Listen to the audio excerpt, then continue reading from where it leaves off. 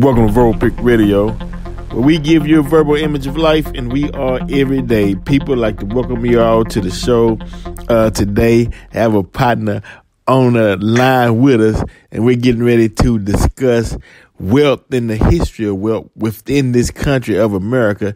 And this all came from a post that I saw on Marcus Muhd's page dealing with Bloomberg and a statement he made. And I want to read that to you all real quick, just so you can be abreast of what we're talking about. Okay. Now, I'm just reading the whole thing, and I'm not starting in a particular place, but it says, by his logic, none of you who lack money should get any because rich people will stop taking care of you. Bloomberg quote, I think income inequality is a very big problem, but the bigger problem is you can take money from the rich and move it over to the poor. If you do it too much, then the rich stop producing and everybody loses. In 2018, Bloomberg defended taxing poor people, blasted taxing the wealthy. Mike Bloomberg once said taking too much money from the rich and giving it to the poor was a big problem. Let me set this up, and then we're going to bring Brother Marcus on for commentary. But seems to me, first of all, welcome to the show, Brother Marcus. Welcome. Yes, sir. Thank you for having me on the show, bro. Yes, sir, man, because this is a very important topic. And, you know, on this show, Verbal Pick Radio, we like to delve into the root cause of situations. So we take it a little further. So let me set it up, and then we'll get in. And I want your take on this, right? Okay. Now, the Pope and the Queen, Isabella and Ferdinand, the Portuguese, when they all came to the Americas. Now, mind you, that the Queen Isabella and Ferdinand didn't come. They sent representatives with ships and resources with the permission or authority of the Pope to come into the Americas to teach the so-called heathens Christianity in the Americas. And I'm talking about North, South, Central America, right? Okay, but we specifically on North America, because this is where we at. Now, mind you, when the aristocrats came, they had the money. Mind you, the early slaves was white women working in tobacco fields in Virginia. The Dutch and the Irish were slaves. Then they enslaved the native blacks that was here. Then they brought the blacks from Africa. So everybody was slaving, and the aristocrats was making the money. And the white folks was like, well, look here, man. Hell, we got more in common than these natives or these aboriginal people or these original people. We have more in common than them. So, hey, you ought to share some of this bread. So the aristocrats decided, was like, okay, I tell you what. You'll be the overseer. We'll pull you up from slavery, working right next to the indigenous, or i.e. black people. And we'll make you the overseers over them. So you have a job now, even though the blacks are slave labor is producing 100% profit, but still we'll give you a little cut of that, so you can stop whining and you are white, and we'll put you above a degree above them, right? Civil War hit. Okay, bam. Now the Civil War hits. Now blacks are free, and those overseers and the slave catchers, and they go right back into poverty, right? Which they mad about today. So the aristocrats is like, look, we don't, and this is part of the question I want to ask you though, Brother Mark. Well, or your commentary on what you think about this. So they're like, okay. The problem is we're aristocrats and you all are commoners. We don't want to share the wealth because they need to create a system to where they're up here and the commoners down here. If we share the wealth, then that would bring equality to we'll be looking at each other as equals, and that's not the colonizers' way. What you think about that, Brother Moore? There was a point when they outlawed interracial marriages. And when they did that, they made it absolute that there is a difference in their minds between the white and the black. And from that point on, they just wrote out law after law after law that actually legalized slavery, even after we were let go out of chattel slavery. That's right. That's right. That's a fact. Now. Okay, so that means then, okay, black people, right? And I'm talking about, because we getting up into today's time, but we starting at a point. Now, you have the native or the original black man and woman who is already here, and let's take it to the African who was kidnapped and enslaved and mixed us in, and okay, now you have slavery. No, you can, and you want to refer to a reference back in to the 1200s is when Ganga Zumba whooped the Portuguese in Brazil. But when the Portuguese got there, they was noticing, damn, all these black folks, and they showed up with their black slaves, but the black slave that came from Africa and the black native Brazilians got together and beat the hell out of the Portuguese. But I'm saying that to say that now, you got blacks in North America, right? Natives, aborigines, who had a skill, because of course they had a skill, because you had the mounds that was built, they hunting, they had civilizations, they had a Confederate, they had a republic, natives right here within America, right? Okay, so now here come a new system or a new government, a new mindset to where you had to mentally reduce being down. And first of all, in order to become a slave, he had to create that slave mind within them. But the question I'm asking is, after the Civil War, when blacks was free, and we tried to set up, in Oklahoma, the first Black Wall Street and other places, what stood in the way to where we couldn't unify and start building from that point on? Because the aristocrats, they don't like the poor whites either. But at one point, the poor whites and the blacks was working side by side. Okay, so the poor whites, I guess by that 1 degree that the aristocrats gave them as authority, they still holding on to that today. But they just had the poor. The poor whites, Trump ain't, they're not even worried about the poor whites in a sense, but we'll get to that. But I'm just more interested right now in what happened, why we couldn't build from the mindset that we had post-slavery and go and do our thing and unify. We did.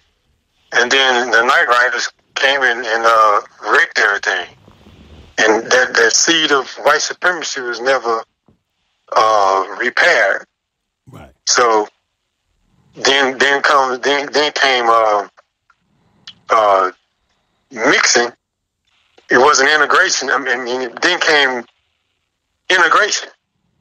Mm-hmm. Sure. And so that put us back in a dependency state. Of course, and so like I said before all that went down, they started drafting laws that says that whites can't marry the blacks, and if you do, you get punished. You'll get sent back into slavery. Talking to the white people, the poor white people, you get sent back into slavery if you choose to marry a black person. Okay, now let me. No, you're right. No, I was just gonna ask you now. What about the black slave holders who had the money as well back then? He was a slave holder. But why now let me ask you this, because I'm trying to. No, I'm trying to get to something as far as. Okay, as far as, let me word it right. You had black slave holders, right, who had families, right, sons, daughters, and whatnot, right. who either they were cattle or they had horses or they were even producing cotton as well, right? The knowledge of conducting business, which was passed down to their family members, which was passed down to their family members. And it's just a hypothetical question. Do you think that information and knowledge kept that family intact up until today's time off of the knowledge that they had since they were business people, in the sense, from passing that business knowledge down from generation to generation? Or if I understand the question correct, did the knowledge that they have and were exercising keep them wealthy down through the generation? Yes, right, till today's time. I'm not, because I don't know them personally, but so I couldn't, and I haven't done any genealogy studies on any of those people from back then to now. Okay. But if they did pass the knowledge on, then of course, because knowledge is something that you once you have, and you're going to exercise it, especially when you need it. Come on. Okay. So now you have two classes of black people in that time. You had the wealthy blacks, then you had the slave blacks, who was in poverty, right? Mm-hmm. Then at that time you had the wealthy whites, which they deemed were the aristocrats, and you had the poor whites. Well, I can theorize on it because, like I said, I don't know these people personally, but I can theorize on it. Right. Meaning, if you look at the way it is now, if we take our neighborhoods, for example, and the gentrifying that's going on, well, wealthy white people just walk up to the second and third generation and offer them a little change and get that house and get that neighborhood and rebuild it. And it don't matter how much knowledge that the grandparents passed down, that second and third generation give up the house, give up everything that they work for. True. Yeah. So by now, it don't even probably matter if those people hadn't passed down the knowledge of how to build, how to work, how to think, how to manage money, how to do things that a civilized family is supposed to do. Because, hell, if they did it like we're doing it now, they wiped out anyway. Right. But that's the thing. But so why isn't the value of ownership wasn't grasped? It's not being grasped today, or meaning example, meaning the land. You see some of the, like you said, second and third generations give up that land. Do they not know the value of importance of it? Of course they don't. If they did, they wouldn't give it up. Okay, true. So now that's what I'm getting at. So it's the same. What I'm saying is, so nothing changed. Yeah. That's the thing. Nothing changed. No. So, but now we moving to something a little deeper though, bro. You got let's put it. Steve Coakley used to talk about the boule, right? Or they would call them these bourgeois Negroes, right? So they always existed. Bourgeois Negroes who wanted to rub elbows with rich white aristocrats. I think I could be wrong, but they worked together to suppress what they called poor whites and poor blacks because they wanted to be the elite. Yeah. That's why when Snoop Dogg said what he said about I gotta say it anyway. I can't believe it. Anyway, that's why when Snoop Dogg said what he said, and he had to come back and apologize to Gayle, right? Because the what they deemed poor blacks was rising up. Susan Rice had to come in and was like, what she say? Snoop stand the fuck down. Told Snoop straight up, right? Mm-hmm. Now then Snoop come back and make an apology to Gayle. Now I did a show saying Snoop should have never apologized. After Snoop apologized, folks coming out the woodwork. Steve Harvey got something to say now. Then they post a picture of Snoop Dogg's son in a dress. Man, it's like when they said only an Apache can catch an Apache. Once that Apache helped catch Geronimo, they enslaved his ass too. When you stand on right and you cannot, when you apologize to them folks, they're going to take that as a sign of weakness and they're going to run you through the mud. And then yes, sir. Go ahead. No, I'm listening. No, that reminded me of what you were saying about how they sent the Christians over here to teach the indigenous people Christianity and to give, come with a smiling face and, the Jesuit priests making everybody Christians and giving them that European Christianity to weaken them. And before the army even did what it had to do, the Jesuit priests came through and made everybody soft enough just to say, "Hey, one way or the other, we gonna get it up." Oh my God! Say, man, it's funny you said that. Look, in that same movie, right, Gang of Zumba, right. Check what the female told him.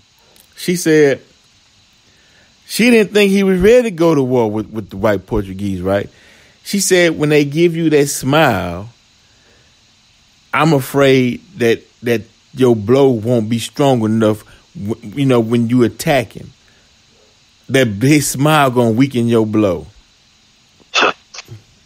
And you see that today, soon as the white boy give you that smile, give him that smile, pat him on the back. First you go in there mad, I'm tired of being screwed over, he smiled, well, buddy, this is what we're going to do for you, and pat you on the back, and then they go back to the weakness sets in and got you again.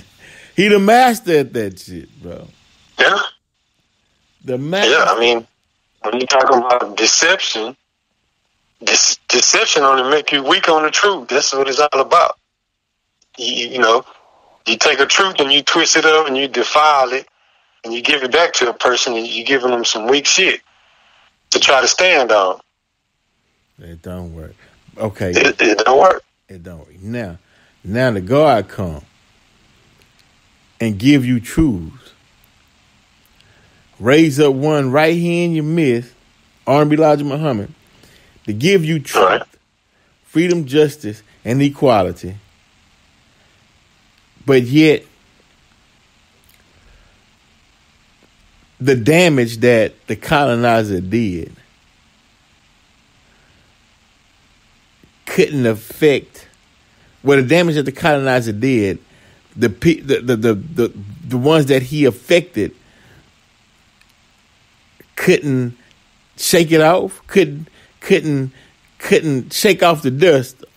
Sort of say. Yeah, they can. You're talking about the God. In the wisdom of God, God can do what he want to do if it pleases him. But the God comes to offer everybody, even the damn devil, a way up out of it. And it's just a time period of grace. You got the opportunity. You get it right. You get it straight. That's mercy. What kind of God would God be just to come through and mow everybody down without giving them an opportunity to get it straight? Well, how do you come out from up under the slave mind? You got to submit to the truth when you hear it and recognize it. You got to at least accept it. You got to accept your own and be yourself. Now, you didn't know what the truth was. You didn't know who you were. So now you know. You got to accept it. So nothing changed. Starts with acceptance. Yeah, even if you talk about a person that's addicted to some addiction, first thing they got to do is accept the fact that they are addicted before they can get off of that whatever it is, I have a problem. I've been messing up. I messed up. This is how I've been messing up. Well, maybe I can do this, or I should go by this suggestion, and let me try this tool and get with that wisdom and try that knowledge. And you just got to work yourself up out of it. So, but first it starts with, goddamn, I got a problem. So that means then, okay, we working with something now. That means that whether you came from Africa to the Americas and you were princes, kings, queens, prince, so you saw a luxury, because the first universe was Timbuktu. You seeing pyramids, then blacks in Mexico seeing pyramids, seeing luxury, seeing wealth. Bam, slavery comes, right? Okay, then the slave saw a European level of luxury, meaning how they lived in the big house, they call it. How he had to squeeze lemonade, how he had the finest clothes, how his horse and chair was, waxed down, and that was the standard of success, or that's the goal to obtain. Right. So now let me ask you this. So who's at fault? The rich man for creating a lifestyle and keeping it away from the slave, or the poor, or is it the poor for not having the desire strong enough to overtake the rich man and get the wealth anyway? Well, the wealth was built on the slave's back. You know what I'm saying? Right. So right there, you got an injustice. Right. Yeah. You got injustice. So he didn't create the wealth on his own by his own merit. Right. He did it off the slave's back. And for the simple fact that we referring to this person as a slave means that he worked for nothing. Right. Most of the time under brutal conditions and torturous conditions. Okay. At the beck and call of the slave master, who benefited from all of this pain and suffering and degradation. So the wealth that we're talking about, the slave has a stake in it already. It's just not the slave masters. Okay. It's just not fully the slave master's property or his goods or his luxury. His lifestyle is not, it just does not fully belong to him because he didn't do it without the slave. Matter of fact, he is in debt to the slave. Come on, bro. Come on. Yes, sir. That's right. Now we come on. We working this thing, brother Moore. Now, cause I want to read it. I want to read it again. This Bloomberg. I think income inequality is a very big problem. Because what he's saying is income inequality. Rich folks making money and it's not trickling down to the poor who allow the rich to make the money. That's why you have these strikes. We want more wages for the work we doing. Because they're seeing the rich in these country clubs and on these yachts and enjoying life, while the common worker is not enjoying that luxury level of life. Right? Right. He says, right. But the bigger problem is, now this is a billionaire. He say, but right. The bigger problem is you can take money from the rich and move it over to the poor. If you do it too much, then the rich stop producing and everybody loses. Why would the rich stop producing if the poor? Now, what deems poor? See, we gonna get it, but why would the rich stop producing if the poor start coming up because they want to be the elite. They don't want to.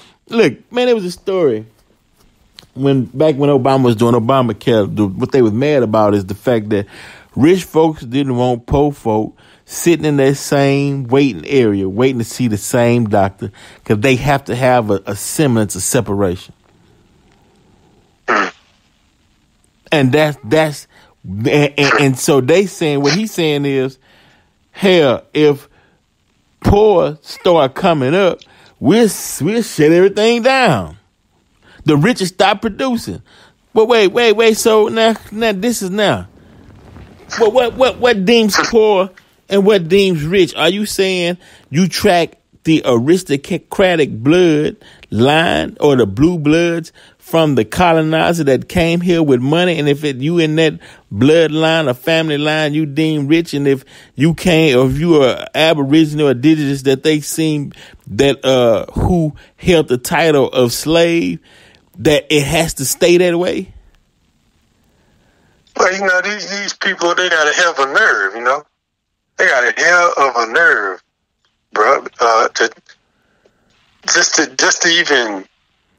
He spoke it. He actually spoke these people's beliefs and attitudes. I don't know if he knew it or not. Maybe it slipped out. Probably didn't give a damn. But he actually spoke the way they think about the rest of society. It's like, you can't do nothing with money. What are you going to do with money? Right. Yeah, but get back to it. You don't deserve money. You are less than me. Right. There is no equality. I'm superior. Right. I'm supposed to be rich and have money. You're not supposed to have any. Right. If you were to get more or get money, then everything will go to, everything will go to hell. Right. Real, we rich folk, we'll stop producing because you can't be equal to us, and we'll shut everything down. That would be the worst thing that ever happened, Yeah, and then we're just gonna stop doing things, and then if we stop, there's nothing, right? Like, right. You can't do shit. Right. You can't do nothing. You are unqualified to produce a life. Right. For yourself. That's right. Yeah, you can't. That's right. You right. You don't have. I have to take care of you. Right. Come on, man. There you go, right there. That's the mentality. I got to be the one to take care of you. Right. Because you are inadequate to take care of yourself. And that's what they deem the Democratic Party is for the black and brown. This is you. You are like field or farm. You're like farm animals. Now, what I look like giving my cow some money? Yeah, for real. Yeah. What the hell my cow gonna do with some damn money? Yeah, you look like they say you give a cow some money, he's subject to go crazy, like he will in the movie. He's subject to go crazy. Yeah. Give a jackass some money. Yeah. It's a donkey. Get a nigga some money. See, hey, wait, I don't want to steer off the course, but it just came in my mind, and that was one of the arguments with reparation. You give some people who not used to having nothing some money, they gonna go crazy and start tearing shit up. Right. That's crazy. And so I voted for Obama the second time just because he's black. Yeah, that's me. I'm one of them, Just because he's black, I voted for him. But I was done with Obama the second he got in the Oval Office. Because the first thing he did was said, you people don't know what to do with money. Only the rich need to have money because they are too big to fail. If we gave you money, then we won't have a country because these rich people over here take care of us. So the bailout goes to them. Damn. And I'm like, damn. Damn. Even George Bush gave us $600 one year. You know what I'm saying? Yeah. We talking about pennies. We talking about less than pennies, Right. We talking about bullshit now. I don't think I don't know that, but. Right, but yeah, if you got a mind, you can invest that $6, flip that $6. I mean, damn, at least he came and gave the average person $600 one year. Obama bailed out the people who messed everything up. Yeah. And then now everybody singing praises, like, wow, he turned the economy around and he did this and he did that. I don't know one individual that directly benefited from the bailout of the Wall Street billionaires.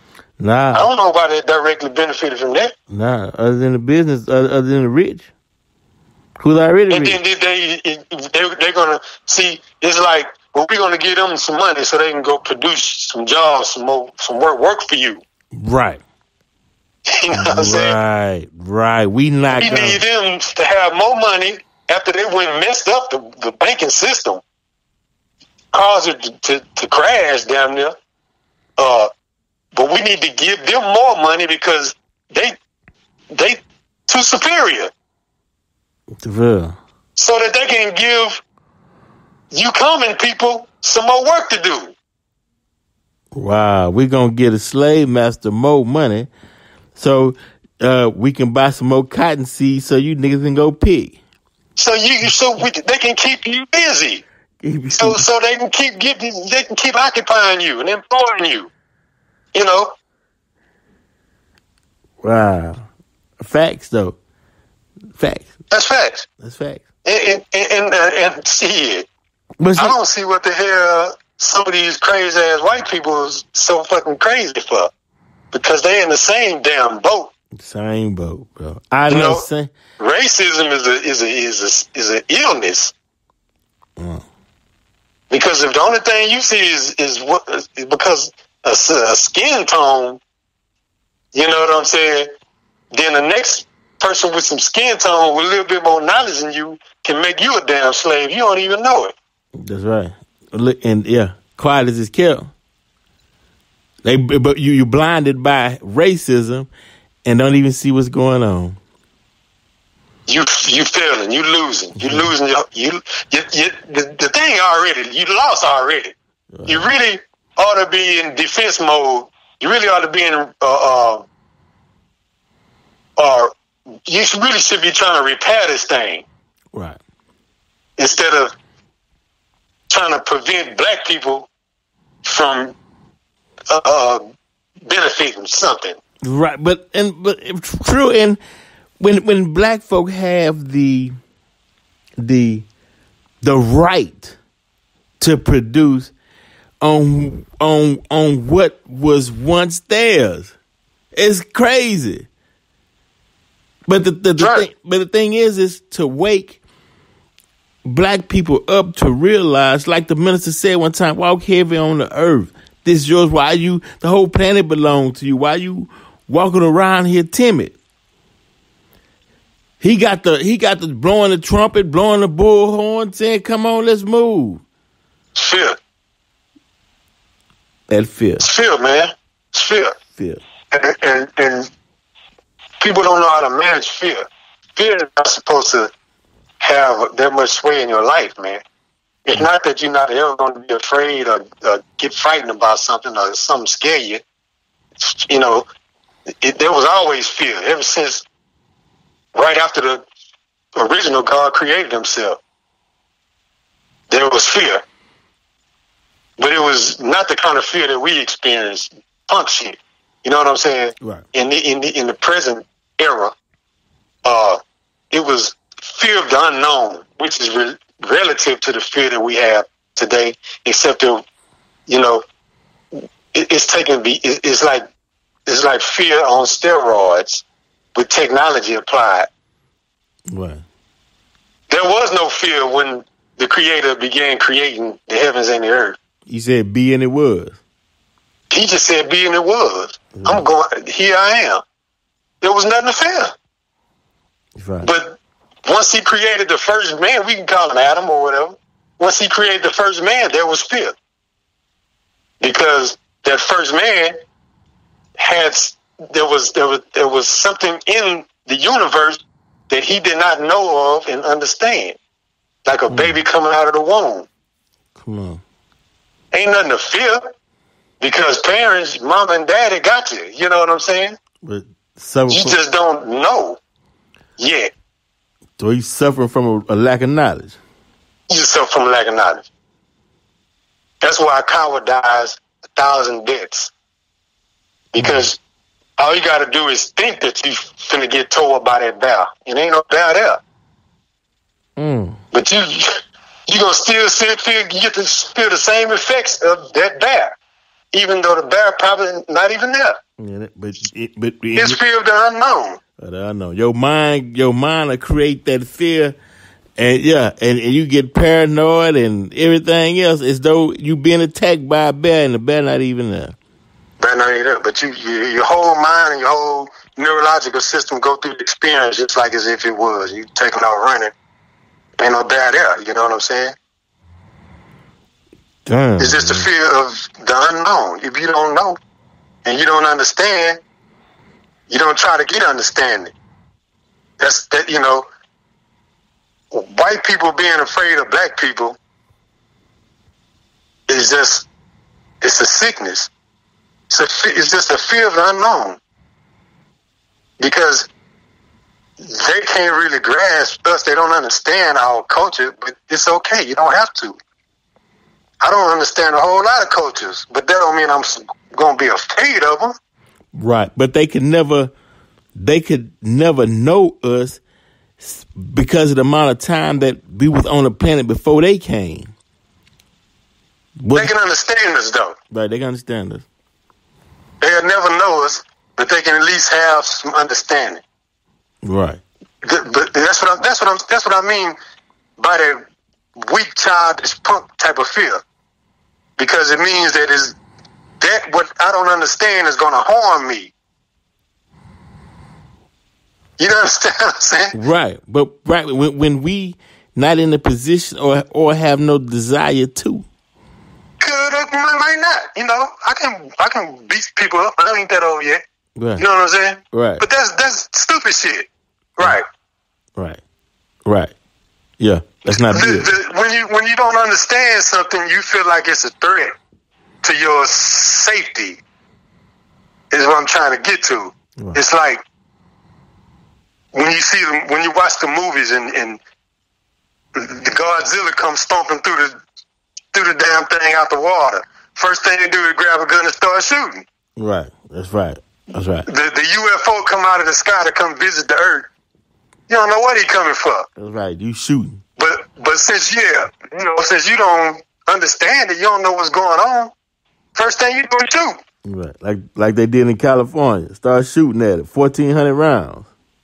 You don't take a moment to try to understand what's going on. And intimidation, because you feel like there is nothing bigger or better or badder, wiser, stronger, more powerful than me anywhere ever in the earth and in the universe. Some come along and challenge that. Got to go for the gun. That's your God. Yeah, that's a fact, bro. That's a fact, bro. That's a fact. So that means that, damn, where we living in right now, and with the statement that Bloomberg stated as he's running for the presidential nomination to be the president of the United States, he already telling you that that's a attitude or a mentality that no matter who gets in the office, if they looking for the rich, whether it's Democratic or Republic, the goal is to keep the rich happy so they can keep producing. He's just another Trump, man. He's a second coming of Trump, except that he's worse because Trump can't sustain his ignorance. Trump gonna tell you out of his mouth. He got to get credit for the shit. You know what I'm saying? Right. Bloomberg is different, but he's the same. He's gonna go about it differently. Right. But he's the same. He gonna give you the smile and the pat on the back, but he gonna get you at the same time. And quietly pick the pen up and just start writing shit on you. Yeah. Stop him and frisk him. He just changed that right before he started running for president. If he really believed that there was a problem, why did it take for him to think, I better change that before I start running for president? Why didn't you just go change that a long time ago? Right. So they can't bring proper knowledge into the school system. What do you mean? Meaning that if they brought proper knowledge as far as the knowledge of business and money making and whatnot, and then that means that poor would start to challenge the rich with that knowledge on building and business and start moving up. What do you feel about it? You know, most poor people I know kind of will be like the type of people that go and try to work with anybody, no matter if you're rich, poor, or white, black, yellow, whatever the hell you are. You know what I'm saying? It's just, I don't know, you know, like the scripture says, they're the meek. You know what I mean? That's right. And so I don't see them challenging the rich in that way like the rich might think. But that's what I mean. They're just afraid. Right. That their seat of authority or, you know, their whole pride, the whole makeup of them will be challenged. Right. Like, you know, it's the entitlement. The whole entitlement thing will be challenged. Right. Exactly. And that's the problem. The privilege. That's right. That's what it's about. Somebody got to say, "Hey, look at me. I'm up here doing this, and you down there doing that." You know, hey, they gotta be above you. Right. Gotta be above you and before you. That's right. In every situation. That's right. And they've been taught that way ever since they started colonizing and enslaving. That's right. And it's been passed down from generation to generation. That's right. Hell, it done affected some black folks too. You know. Yeah, it done affected some black people like Sylvester Turner and Bobby Rush. Yeah. And these other so-called civil rights activists that Bloomberg then went and paid to campaign for them. And now they're coming out with a Mic for Black Americans, headed by Sylvester Turner. What? Yes, sir. Sylvester, Houston, Texas. Right. H-Town mayor, bro. What? Yeah. The one that got Ghost right at the end of the whole Harvey renovation process. Right. As a matter of fact, he was finna raise. He was finna raise taxes to pay for everything. Man, you gotta watch these boys. When they gave him all the money he needed. Right.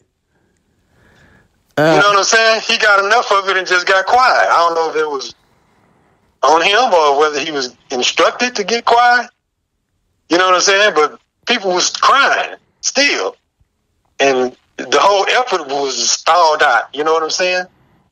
Now, you know how it is, and people got to do what they got to do.